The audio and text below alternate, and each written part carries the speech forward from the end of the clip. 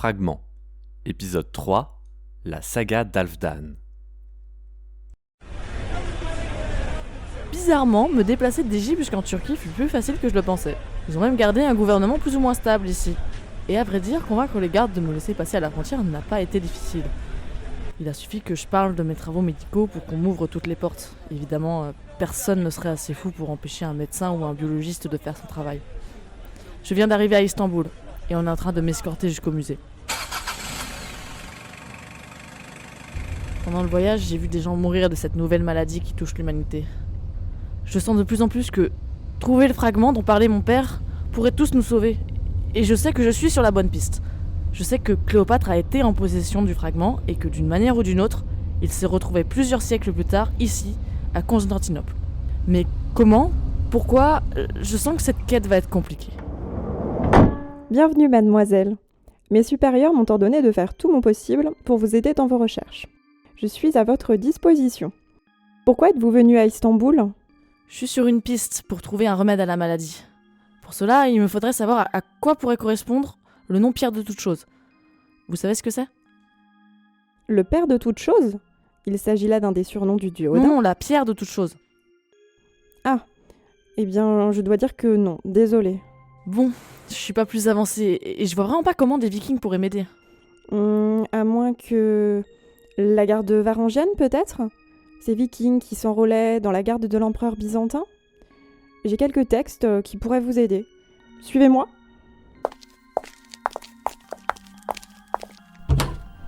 Effectivement, on trouve en l'an 924 un certain Halfdan, qui rejoint l'armée, alors âgé de 26 ans, et avec comme possession de valeur une hache et une pierre de toute chose. Ma parole, qu'est-ce que l'administration impériale a du bon ? Même un millénaire après, on trouve des registres intacts. Enfin bref, je me demande bien comment l'artefact est entré en possession d'une bande de jeunes vikings débarquant à Byzance.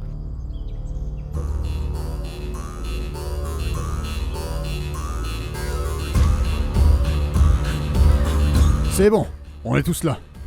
Et j'ai vérifié, personne ne nous a suivis. Alors, Halfdan, par Odin, qu'est-ce qui était si important pour qu'on rate la planification de la prochaine expédition ? Si je vous ai réunis, mes amis, c'est que je n'ai pas envie de retourner piller par-delà la mer Balte, à moins de 50 lieues d'ici. Ce que je veux, c'est de l'aventure. Et je sais que vous aussi. Tu as notre attention. Et je ne parle pas non plus de ces terres à l'ouest, celles où sont allés nos pères à notre âge. Non, je vous parle d'un voyage de plusieurs mois, peut-être même de plusieurs années, qui nous mènera à la plus grande cité du monde. Parfait. Quand partons ? Il faudra se dépêcher si nous allons vers le nord. L'hiver arrive. Ne t'inquiète pas, c'est vers le sud que nous irons. Et tu comptes nous guider ? Qu'est-ce que tu peux en savoir de la plus grande cité du monde, toi ? j'allais y venir, cousin. Tu te souviens de grand-père ? Non, moi non plus. Toujours est-il que j'ai trouvé ça dans ses affaires. Et je crois que ça vient du pillage à l'ouest, l'année de ma naissance. Qu'est-ce que c'est ? Cela permet de naviguer, de se repérer. Pas vraiment. Un peu en fait, mais aussi beaucoup plus. Cette pierre, vois-tu, m'a révélé la route jusqu'à la plus grande ville du monde, à des milliers de lieues au sud d'ici, et m'encourage à y aller. C'est de la folie. Peut-être, mais ma mère m'a toujours dit que c'est ton grand-père qui avait guidé les Dlaka dans l'océan avec une pierre magique, Alfig. Peut-être que c'est vraiment une carte. Peut-être que Halfdan est le seul à pouvoir la déchiffrer avec sa magie. Moi, je le crois. Qu'est-ce que j'en ai à faire de ce que toi et ta mère vous croyez ? D'ailleurs, elle veut toujours te marier à une des jumelles du pêcheur ? Ça suffit, Alfieg. Si tu ne veux pas venir, ne viens pas. Mais je veux ta parole que tu n'en parleras à personne. Je viendrai, Halfdan. Tu crois que je te laisserai récolter seul la gloire de nos victoires ? Je vous suivrai aussi. Jusqu'aux portes d'Elnheim s'il le faut. Moi aussi, j'ai toujours trouvé les jumelles moches de toute façon. Halfdan, mon vieux, où est-ce que t'as trouvé ça ? Ma foi, aucune idée, mais voyons ce qu'on peut trouver sur toi. Devenu général de la garde varangienne en 928, mort vaillamment pour l'empereur en 933, fait d'armes en annexe. Halfdan était comme tous les hommes du Nord, grand, fort et prêt à mourir. Mais il se distinguait des autres par son courage, même dans les situations les plus désespérées. Il est la principale raison pour laquelle la frontière nord n'a pas cédé pendant 5 ans. Encore une victoire pour l'empereur. Tu avais raison, Halfdan. Leurs piquiers ne font pas le poids face à nos hommes. Mais nous devons éviter leurs cavaliers. Je ne sais pas ce que nous ferions sans toi, cousin. L'empereur. Tu n'as plus que ce mot-là à la bouche, Alfieg. N'oublie pas pourquoi nous nous battons, et que tu as participé autant que moi à la victoire. Oh, tu es trop modeste. Encore quelques coups comme ça, tu seras bientôt général. Peut-être. Ou peut-être pas. Il faut qu'on songe à rentrer, Alfieg. Je sais qu'Eric est du même avis. Surtout depuis qu'Ormir est au Valhalla. Il fut ensuite nommé général de la garde varangienne. Ah, vous voilà, général Halfdan. Vous êtes maintenant aussi puissant que vous ne pourrez jamais l'être dans mon armée. Il vous appartient également de nommer votre porte-étendard. Je propose qu'Alfieg reçoive cet honneur, Votre Altesse. Acceptez. Disposez. Maintenant, vous devriez vous adresser à vos hommes. Alfieg, restez. Il ne peut y avoir qu'un général au sein de la garde varangienne, néanmoins, vos exploits seront aussi récompensés. Voyons, Titus. Tu sais que je n'accepterai aucune récompense autre que d'être en ta présence. Et moi de même, Alfieg. Est-ce vrai que tu projettes de bientôt partir? Non! Bien sûr que non! Pas moi! Jamais! Mais une bonne partie de ceux qui sont arrivés les premiers, avec moi et Halfdan, désirent partir. Halfdan compris. Voilà qui est fâcheux. Et il resta aux côtés de l'empereur 3 ans durant, jusqu'à ce que les troubles à la frontière nord ne requièrent son attention. Alfieg, nous devons rallier nos troupes. Nous avons 2 semaines de marche. Veux-tu bien te dépêcher? Il n'y a pas de troupes à aller aider Halfdan. Que veux-tu dire? Mais la frontière nord avait déjà été conquise. Halfdan arriva trop tard et tomba dans une embuscade. Je suis désolé, cousin. Je ne pouvais pas lui refuser. Il combattit comme il n'avait jamais combattu, pour l'honneur de son empereur, mais fut submergé par le monde. Il mourut en héros, comme les héros des sagas nordiques qu'il vénérait. Pas après toutes ces années. C'est fait, Titus. Bien. Te vois général de ceux de ton espèce, mon Alfieg, comme je te l'avais promis. Il ne se séparait jamais de sa pierre porte-bonheur. Titus, je te l'offre en remerciement de tout ce que tu as fait pour moi. En soldat loyal, Halfdan avait prévu de léguer toutes ses possessions à son empereur. Tiens donc, une pierre bien étrange et belle. Et...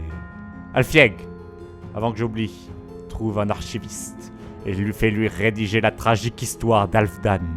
Nous n'en serons que plus crédibles si tes dires sont confirmés par écrit. Eh bien, il était guerrier, mort à la guerre. Je ne vois vraiment pas pourquoi l'auteur de ce truc s'y est allé. Les faits d'armes des autres généraux sont décrits bien plus sommairement. Il me faut maintenant suivre la piste des empereurs byzantins. Voyons ce que je peux trouver comme écrit de l'époque. 932, 933, 934... Tiens, cette année ne comporte aucun document si ce n'est un ordre signé par le Conseil de l'Empire. Ça parle de la santé de l'empereur Titus. Ses conseillers décident de lui retirer plusieurs objets jugés dangereux pour lui. On dirait que tout le monde a signé.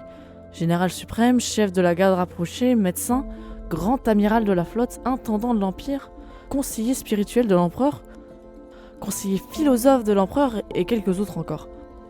Seulement pas moyen de trouver mention d'une pierre de toute chose. Attendez, là une pierre de philosophie? Ça pourrait bien être ma pierre de toute chose. Et la pierre philosophale serait l'artefact? Pourquoi j'y ai pas pensé plus tôt?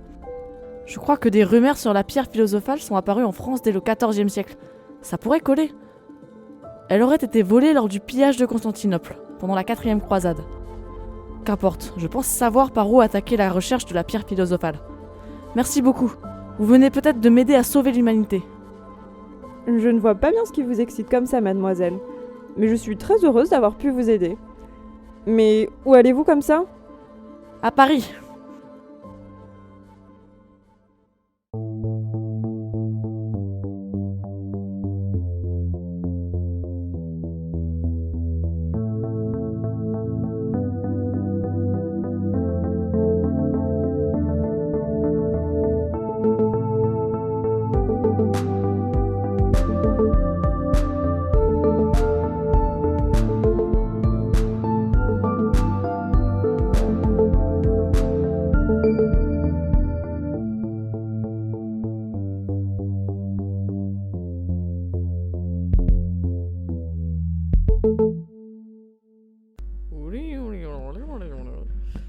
Blablabla.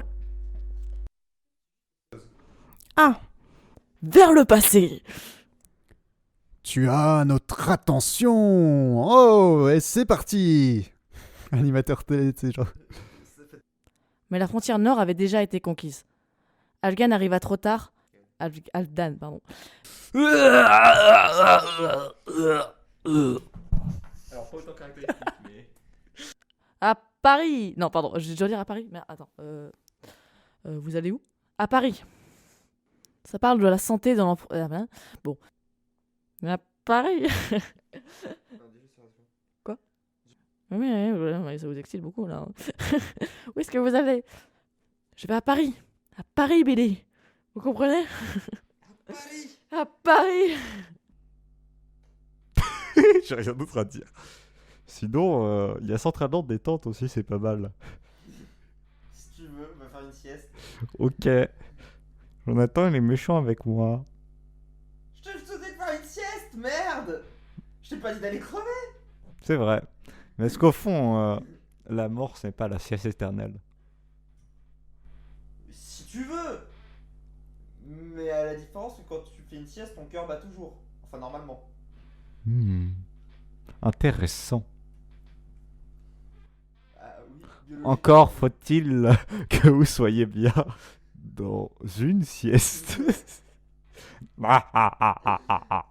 Putain, c'est Encore, faudrait